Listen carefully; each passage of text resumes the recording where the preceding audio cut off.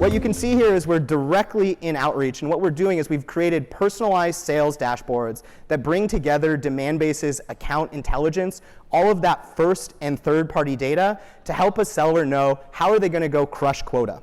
So let's assume that I'm a BDR, and I want to figure out what my call plan is for today, and I want to figure out who am I going to call today, this week, and for the next year to be able to exceed all of my goals, achieve the outcomes I want. So right here, what I can see is a list of 84 accounts that Demandbase has recommended for me, the best accounts, the accounts that are most likely to turn into pipeline.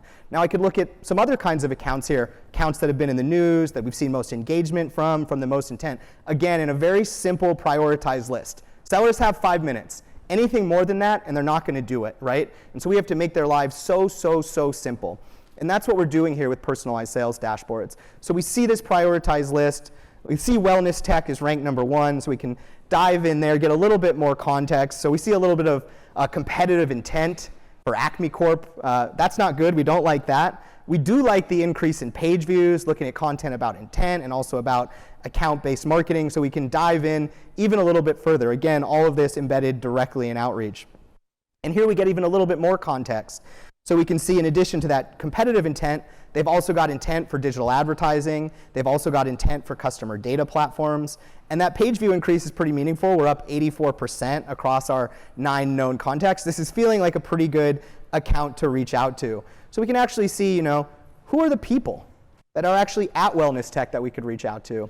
We start to see a list here of some recommended contacts. So you could easily filter to people who are not yet in your CRM, so net new contacts who you're not aware about. You could filter by who's engaging the most, who has the most intent. If you just wanted to reach VPs and above, you could filter down that way as well. Again, all of this directly in a seller's workflow.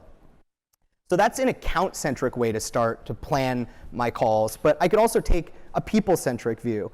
So I'm going to hop back here, and I'm actually going to take a look at people that I should reach out to. So again, same thing here, and you can see people who are in my CRM, people who are part of the buying group at my top accounts, people who have bought my product before.